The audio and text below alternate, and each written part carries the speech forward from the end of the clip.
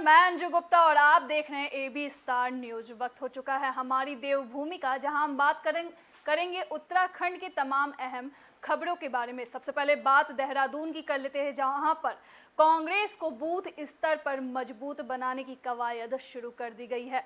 आपको बता दें कि कांग्रेस ने देहरादून में 2 दिवसीय नवचेतना संकल्प शिविर के दौरान पार्टी को बूथ स्तर पर मजबूत बनाने का संकल्प लिया है। पिछले दिनों राजस्थान में पार्टी की केंद्रीय कार्यकारिणी की बैठक हुई थी, जिसमें प्रदेश कांग्रेस को पूरे देश में मजबूत बनाने के लिए संकल्प लिया गया। इसी क्रम में उत्तराखंड कांग्रेस भी अब नए सिरे से जुट रही है। देहरादून में हुई कांग्रेस के नव संकल्प शिविर का समापन हो गया है। इस शिविर में करीब 225 कांग्रेस नेताओं और पदाधिकारियों ने अपने विचार रखे। पूर्व मुख्यमंत्री हरीश रावत ने कहा कि हम गांधी, नेहरू, अंबेडकर सभी के विचारधारा को आगे बढ़ाएंगे। इसी बीच कांग्रेस प्रदेश अध्यक्ष करण माहरा ने भी अपने विचार रखे। और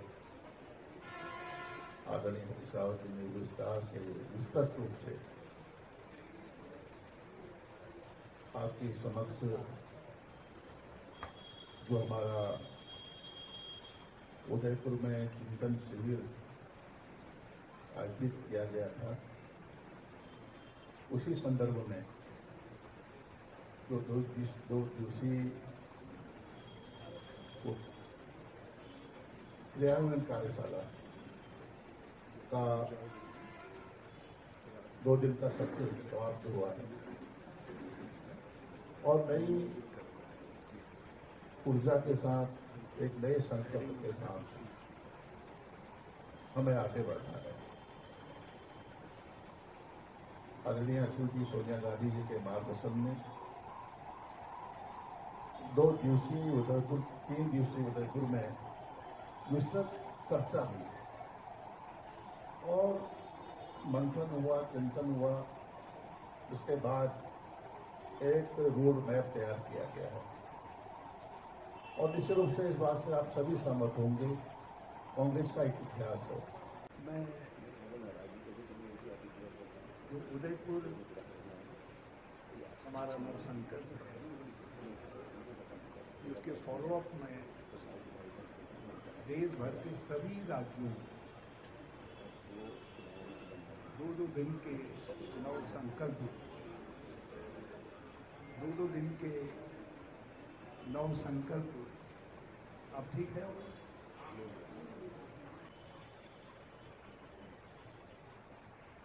एसएसबी की सिविल विंग को खत्म कर दिया गया, कई हजार पद उसमें भी खत्म हो गए। एमईएस जो आर्मी की एक यूनिट है जो काम करती है, उनकी सिविल विंग है, उसके 40,000 पद जो है समाप्त कर दिए गए।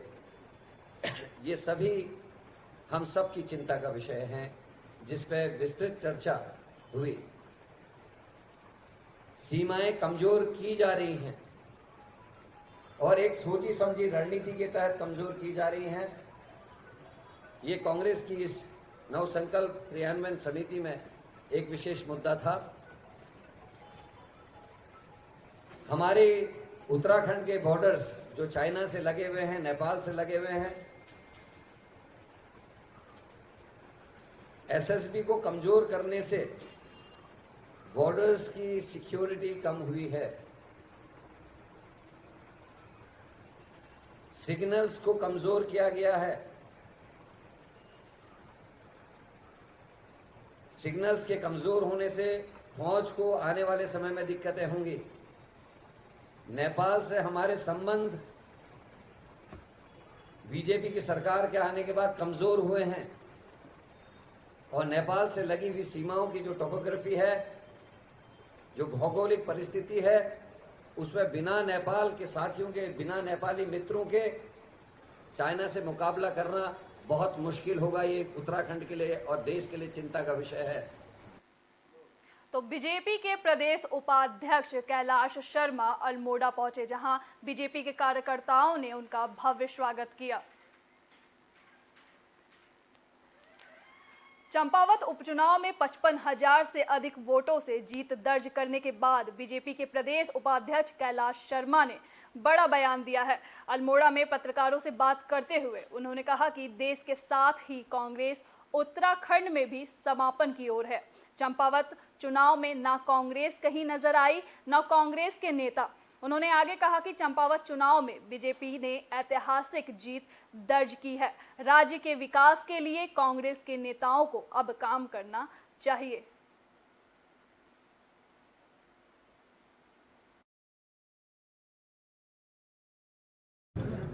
देखिए, इस चुनाव ने 3 इतिहास बनाए। एक तो टोटल मतदान का 93% भारतीय जनता पार्टी के पक्ष में मतदान, और अभी तक के पूरे भारतवर्ष में सबसे अधिक मतों से जीतने का इतिहास। 55,025 मतों से भारतीय जनता पार्टी के प्रत्याशी ने वहाँ जीत हासिल करी, और अभी तक के हिंदुस्तान के इतिहास में सबसे कम मत मिलने का भी कांग्रेस ने इतिहास बनाया। उनको 3233 वोट मिला। ये 3 कांग्रेस तो प्रारंभ से ही कहीं चुनाव में थी नहीं, और उन्होंने यदि कांग्रेस को वास्तव में इस चुनाव को गंभीरता से लड़ना था तो उन्होंने जो अभी 2 महीने पहले उनके प्रत्याशी चुनाव में हारे हुए थे उन्हें ही चुनाव लड़ाना चाहिए था। एक औपचारिकता के रूप में कांग्रेस ने इस चुनाव में अपनी भागीदारी करी। इसलिए कांग्रेस का ये आरोप जो है वो अनर्गल है। मैं आपके चैनलों के माध्यम से कांग्रेस के मित्रों से भी कहना चाहता हूं कि जनादेश का स्वागत करते हुए, अपनी नैतिक हार को स्वीकारते हुए चंपावत और उत्तराखंड के विकास में यदि हो सकता है तो अपना सहयोग करने का नैतिक साहस करें। उत्तराखंड क्रांति दल ने उत्तराखंड की संस्कृति, रिवाज, संस्कृति, भाषा के संरक्षण और विकास के कानून बनाने की मांग की है। यूकेडी के वरिष्ठ नेता डॉक्टर शक्ति शैल ने बीजेपी और कांग्रेस पर निशाना साधते हुए कहा कि राष्ट्रीय पार्टियां की पहाड़ विरोधी नीतियां रही है। इससे उत्तराखंड में प्राचीन हजारों तीर्थ स्थलों का निरादर होने से पहाड़ वासियों की धार्मिक भावनाओं को चोट पहुंची है। इसी कड़ी में यूकेडी के वरिष्ठ नेता ने सरकार और उत्तराखंड के सभी विधायकों से मांग की है कि देवभूमि उत्तराखंड की रक्षा और विकास करे। उन्होंने कहा कि प्रदेश में प्राचीन समय से मठ मंदिर, ऋषियों की तपस्थली और सैकड़ों तीर्थ खंडहर बन चुके हैं या फिर वो नष्ट हो चुके हैं। ऐसे में सरकार को उनके जीर्णोद्धार और विकास के लिए प्राथमिकता के आधार पर कार्य करना चाहिए। जानकारी के अनुसार 14 जून से उत्तराखंड विधानसभा सत्र की शुरुआत की जाएगी। इस दौरान शक्ति शैल ने मांग की है कि विधानसभा सत्र में भू कानून हिमाचल प्रदेश की तर्ज पर बनाया जाए और उसे शीघ्र लागू किया जाए।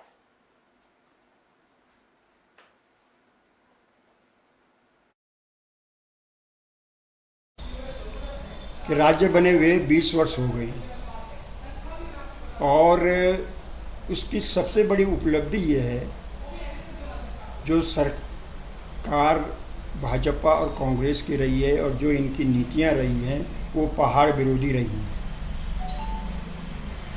पहाड़ को आबाद करने के लिए, डेवलपमेंट करने के लिए नए राज्य का गठन हुआ था। उत्तराखंड क्रांति दल ने संघर्ष किया और बदले में जब से राज्य बना और जब से इनकी सरकारें बनी तब से 2000 गांव पहाड़ से खाली हो गए हैं, वहाँ ताले लग गए, भूतिया गांव हो गया।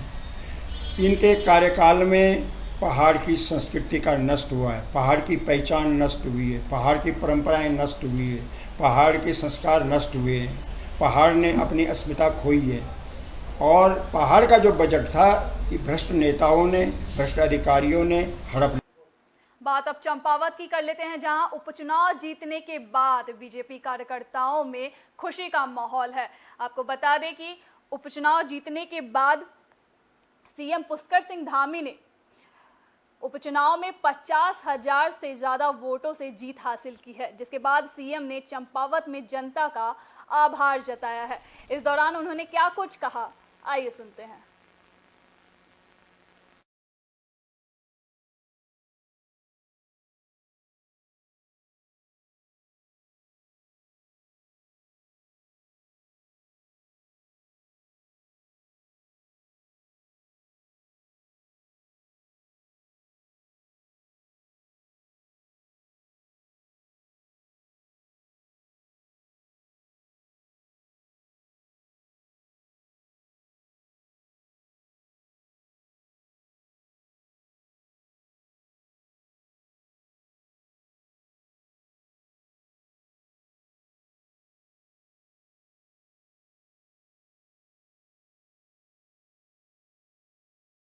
जिस प्रकार का समर्थन, जिस प्रकार का मत, आशीर्वाद आप सब लोगों ने और चंपावत की महान दिलतुल्य जनता ने जो मुझे दिया है, मेरे पास कोई शब्द नहीं है।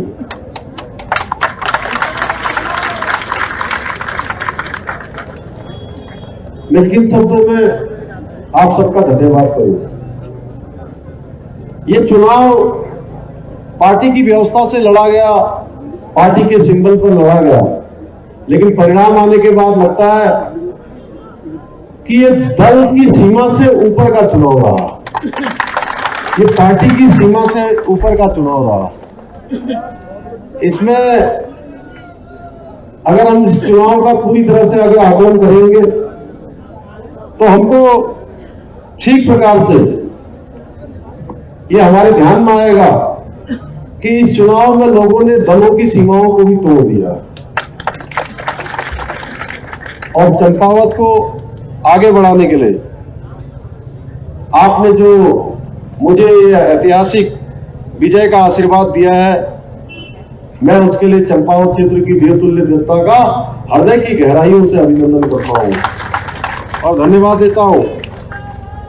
मां बाराही की इस पवित्र भूमि पर खड़े होकर बस यही कि जो दिया है मुझको, जो दिया है प्रेम मुझको, जो दिया है प्रेम मुझको, उसे भुला न पाऊंगा। जीवन भर चंपावत की धरती से अपना प्यार निभाऊंगा। तो जम्मू कश्मीर में तैनात एक जवान बम धमाके में शहीद हो गया। बात नरेंद्र नगर के टियरी से है, जहां पर सेना में भर्ती एक जवान प्रवीण सिंह, जिसकी तैनाती जम्मू कश्मीर के शोपियां सेक्टर में थी, पाकिस्तानी फिरका परस्ती आतंकवादियों के बम धमाके में वो घायल हुए और उपचार के दौरान उन्होंने अस्पताल में दम तोड़ दिया। सेना के दी गई इस खबर से जहां शहीद के घर में मातम छा गया, तो वहीं समूचे भिलंगना घाटी में शोक की लहर दौड़ गई। सेना की टुकड़ी ने उनका पार्थिव शरीर उनके गांव पहुंचाया, जहां परिजनों के साथ क्षेत्र के लोगों ने भारत मां के इस लाल के अंतिम दर्शन किए और नम आंखों से विदाई दी। जैसे ही शहीद परवीन का शव जॉली ग्रांट एयरपोर्ट पहुंचा, प्रदेश सरकार के कैबिनेट मंत्री गणेश जोशी मौके पर पहुंचे। सेना के शहीद हुए इस जवान को वहां पर गार्ड ऑफ ऑनर दिया गया। इस मौके पर कैबिनेट मंत्री गणेश जोशी ने कहा कि प्रदेश सरकार परिवार बलिदानी प्रवीण सिंह के परिवार के साथ खड़ी है।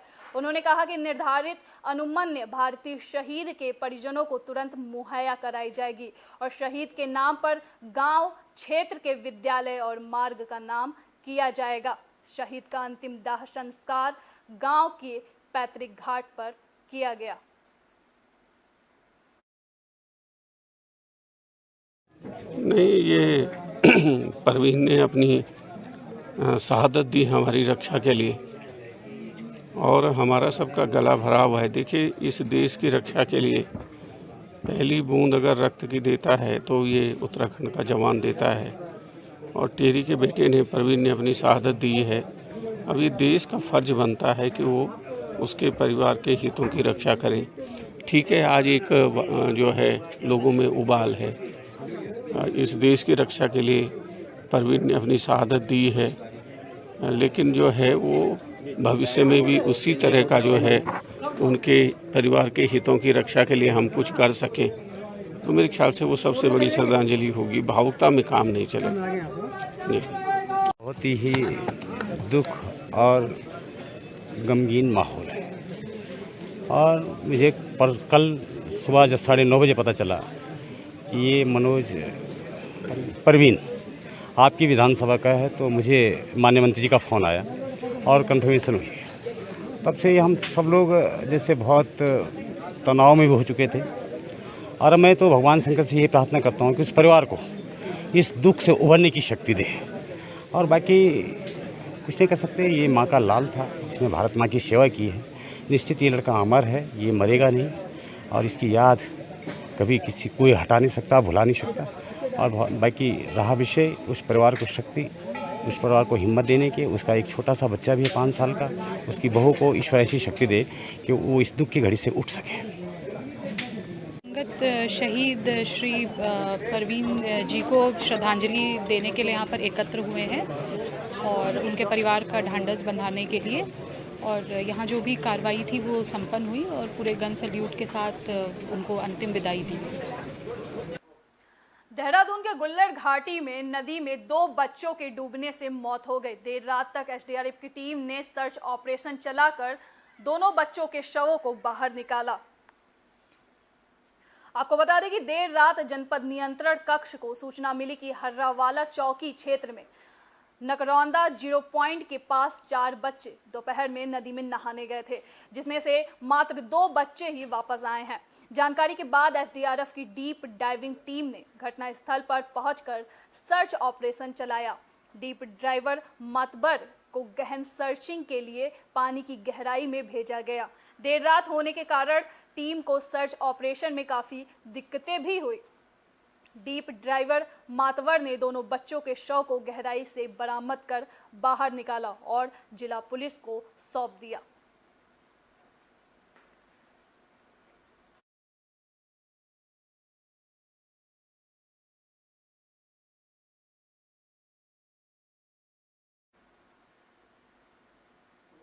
देवभूमि उत्तराखंड में आए दिन श्रद्धालुओं की संख्या बढ़ती जा रही है।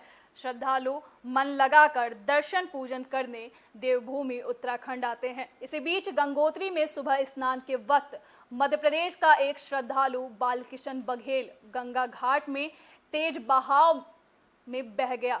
सिर्फ यही नहीं बल्कि 4 धाम यात्रा में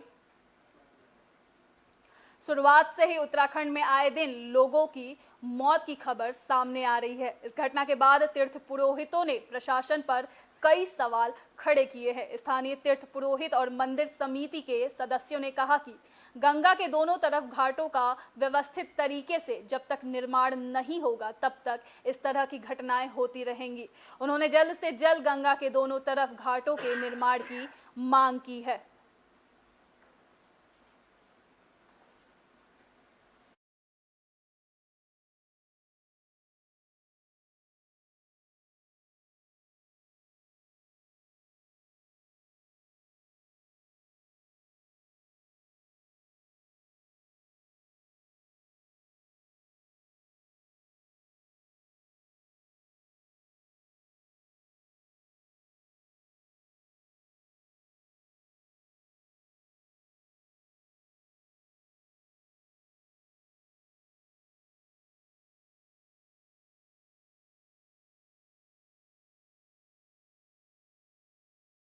आज बड़े दुख के साथ कहना पड़ रहा है कि श्रद्धालु जो मध्य प्रदेश से आया था गंगोत्री में सुबह लगभग 7 बजे लगभग उसका गंगा में बह गया। मैं सरकार से निवेदन करना चाहता हूँ, गंगा के दोनों घाट में जब तक जो है घाट का निर्माण नहीं होता है तब तक जो है ये सिलसिला चलता रहेगा। पिछले वर्ष घाट का निर्माण किया गया, उसमें नीचे के साइड में जो पूरा एक सीढ़ी नहीं बनाई गई, इस कारण से यात्रियों को बड़ी दिक्कत हो रही है। मैं सरकार से अनुरोध करूँगा कि गंगा के दाहिनी तरफ भी गंगा के बाईं तरफ भी घाट का पक्का निर्माण होना चाहिए ताकि यात्री कुछ लोग इधर स्नान करें और कुछ लोग पल्ली पार स्नान करें। यही मेरी सरकार से निवेदन है।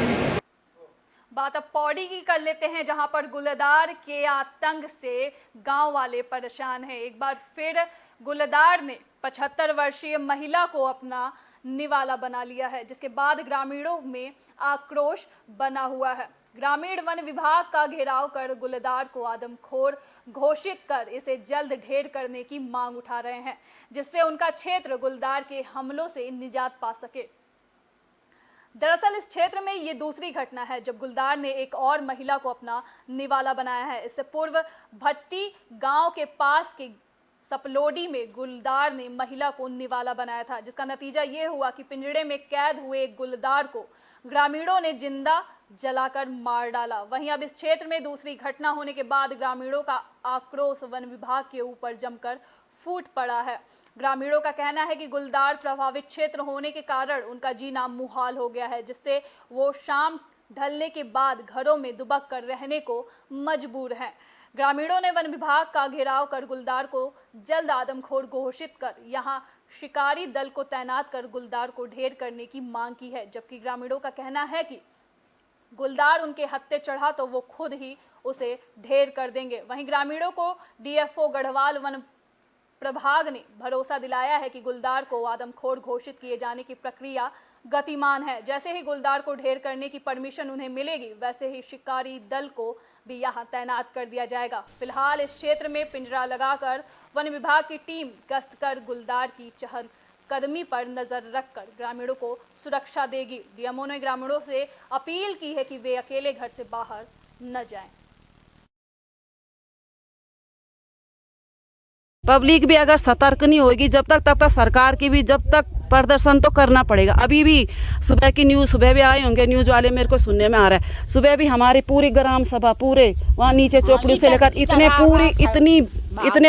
लोगों ने मतलब इतना हंगामा मचाया और मचाना पड़ेगा, फिर और सारे गांव इकट्ठे होंगे। इसके लिए जिम्मेदार कौन होगा? इसके लिए जिम्मेदार सरकार ही होगी, और कौन होगा? सरकार ही होगी। जब सरकार सही टाइम पे कदम नहीं उठाएगी तो पब्लिक तो अपने बचाव के लिए कुछ करेगी, कुछ तो करेगी ना पब्लिक अपने बचाव के लिए। आप बताओ, हमारे सामने कोई हमें कोई वो करेगा तो हम तो अपना बचाव करेंगे ना, हम उसको देखेंगे। सरकार अगर पहली बार में जब हमारी बच्चियां थी, वो इतनी छोटी छोटी बच्चियां थी, वो भी दिन की घटनाएं हैं, तभी सतर्क हो जाती, तभी से कुछ। अब वो ज़्यादा बढ़ गए हैं, बहुत ज़्यादा। अब गाड़ियों के आगे गाड़ियाँ आती, हमें तो वीडियो देखने को मिलते, हमारे गाँव से जो कहीं भी हैं लोग, चाहे हम बाहर हैं चाहे कोई बाहर है, हमारे पास वीडियो आती हैं, गाड़ी चल रहे हैं, ड्राइवर खड़े हो जाते हैं, वो गाड़ी के आगे खड़े हो जाते हैं। ऐसी ऐसी वीडियो के किसी को दिखाई नहीं देती है। गांव की रहने वाली थी, महिला थी, वो अपने घर के आंगन में थी, उन पर भी हमला करके उनको मार दिया गया है। उनका जब हम उसी केस के सिलसिले में जब गाँव में पहुँचे, वस्तु स्थिति देखी गई तो वहाँ ग्रामीणों द्वारा सपलोडी की तरह ही प्रतिरोध किया गया और दबाव दिया गया कि इस बात की समस्या को या गुलदार की समस्या को सुलझाएगा। तो उनको पूरा आश्वासन दिया हमने और पिंजरा लगाने की कार्रवाई की गई है, शूटर की व्यवस्था भी की जा रही है। और जो ऐसे एक चीज़ है जो व्यक्तिगत सुरक्षा से संबंधित है, उनकी भी उनको सलाह दी गई है कि अकेले न चलें, कम से कम एक ग्रुप में चलें, प्रकाश की व्यवस्था रखें, जब भी बाहर जाएं तो कम से कम देखते हुए जाएं कि सावधानीपूर्वक भीड़ में जाएं। खबर हरिद्वार से है, जहां सिपाहियों पर हमला करने वाले 4 आरोपियों को पुलिस ने गिरफ्तार किया है। आपको बता दें कि सिपाहियों पर आरोपी हमला करते थे। बताया जा रहा है कि रानीपुर कोतवाली क्षेत्र के शिवालिक नगर में सिपाहियों पर जानलेवा हमला कर आंख फोड़ने वाले 4 आरोपियों को पुलिस ने हरिद्वार से गिरफ्तार किया है, जिसके बाद आज हरिद्वार एसएसपी कार्यालय रोशनाबाद में इस पूरे घटनाक्रम का खुलासा किया है। आपको बता दें कि बीती 26 मई को गैस प्लांट चौकी क्षेत्र अंतर्गत शिवालिक नगर क्षेत्र में गश्त कर रहे 2 पुलिस सिपाहियों पर हमला किया गया था, जिसमें दोनों पुलिसकर्मी गंभीर रूप से घायल हो गए थे। एक पुलिसकर्मी की आंख को निकालना पड़ा था, जिसके बाद पुलिस ने टीम गठित कर आरोपियों की छानबीन शुरू कर दी थी। बता दें कि पुलिस ने आरोपियों पर 25,000 का इनाम भी घोषित किया था। वहीं एसएसपी योगेंद्र सिंह रावत ने इस पूरे घटनाक्रम का खुलासा किया है। जैसा कि आप जानते हैं कि पिछले कुछ दिनों में जो सिडकुल, रानीपुर, कनखल इस क्षेत्र में काफ़ी चोरियां हुई थी और काफ़ी इसमें कुछ मामलों में काफ़ी संपत्ति की चोरी हुई थी। इसके साथ साथ 26 तारीख को एक हमारी जो पुलिस पार्टी रात में गश्त में थी, उस पर कुछ बदमाशों द्वारा जब उनको पकड़ने का प्रयास किया गया तो उनके द्वारा हमला किया गया, जिसमें कि एक कांस्टेबल की बाईं आंख पूरी तरह से क्षतिग्रस्त भी इसमें हो गई। तो निश्चित रूप से हम लोगों के लिए एक बहुत बड़ी चुनौती थी। इसके लिए कई टीमों का गठन किया गया, जिनको मध्य प्रदेश, गुजरात, उत्तर प्रदेश, दिल्ली इन स्थानों पर भेजा गया और पता रसी, सुराग रसी और जो हमारे पास अन्य स्रोत हमारे पास थे और अन्य सूत्र हमारे पास थे, उनसे ये ज्ञात हुआ कि इसमें एक पारदी गिरोह सक्रिय है। लगातार हमारी टीम को चेक कर रही थी और अंततः पंतद्वीप में इसके 5 सदस्य हमने कल पकड़े हैं, जिनसे कि 6 घटनाओं का अभी तक खुलासा हुआ है। करीब 25 लाख के सामान की बरामदगी हुई है, जो कि आपके सामने यहाँ पर रखा हुआ है। इसके कुछ सदस्य अभी भी फरार हैं, जिनको पकड़ने का प्रयास किया जा रहा है। क्योंकि ये बहुत ही शातिर टाइप के और दुस्साहसी टाइप के क्रिमिनल थे, तो इन सब पर 25-25 हज़ार रुपये का इनाम भी पहले से ही घोषित किया गया था। तो इस सफलता के लिए मैं एसओजी की टीम को और जो हरिद्वार पुलिस की सारी जो टीम लगी हुई थी, पुलिस की टीम लगी हुई थी, इसको मैं बधाई।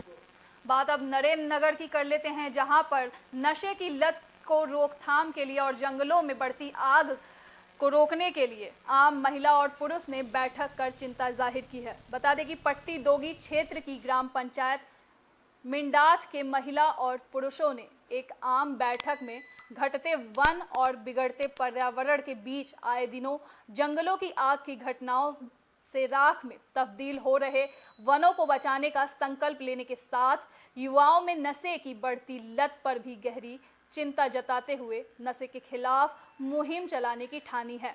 ग्राम पंचायत में हरित क्रांति लाने और नशे की प्रवृत्ति पर रोक लगाने जैसे कार्यों को धरातल पर उतारने के लिए ग्राम पंचायत में वनाग्नि सुरक्षा समिति, महिला मंडल, युवक मंगल दल, महिला समूह व वन पंचायत समितियों का गठन किया गया है। सभी समितियों के पदाधिकारियों और सदस्यों को काम के प्रति निष्ठा रखने और उसे धरातल पर उतारने के लिए शपथ दिलाई गई।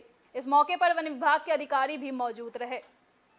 कार्यक्रम के संयोजक अर्जुन सिंह दवाड़, व्यवस्थापक सत्य सिंह दवाड़ और ग्राम प्रधान गोविंद सिंह ने कहा कि सभी के प्रयासों से मिंडाथ एक आदर्श ग्राम पंचायत के रूप में विकसित की जाएगी। ग्रामीण मिलकर जन सहभागिता से कार्य करेंगे और आवश्यक पड़ने पर सरकार से भी मदद ली जाएगी।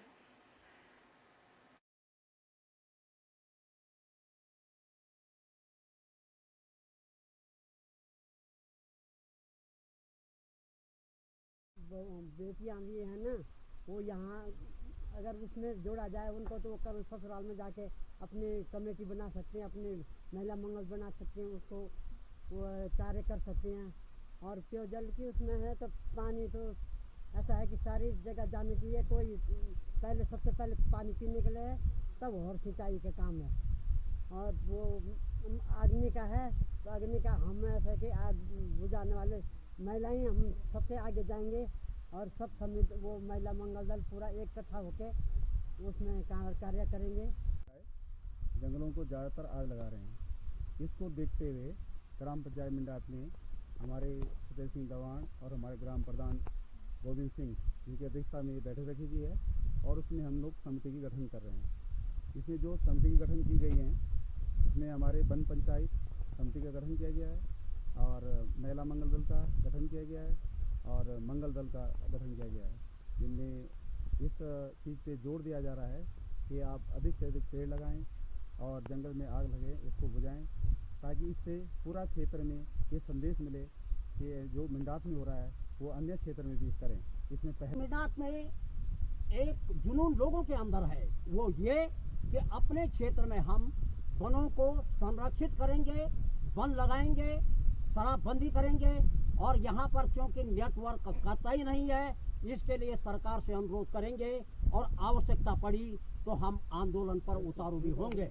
तो इसके लिए यहाँ पर लोगों ने 5 समितियों का गठन किया है और उनका कहना है कि हम ये 5 समितियों का गठन इसलिए कर रहे हैं ताकि क्षेत्र में खुशहाली हो।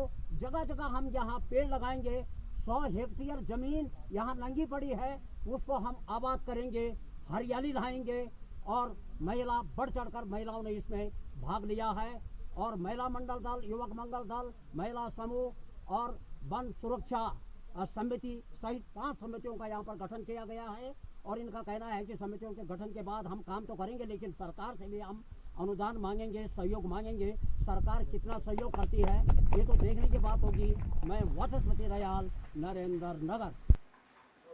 हमारी देवभूमि में फिलहाल के लिए सिर्फ इतना ही। देश और दुनिया की तमाम बड़ी खबरों के लिए देखते रहिए AB स्टार न्यूज़। नमस्कार।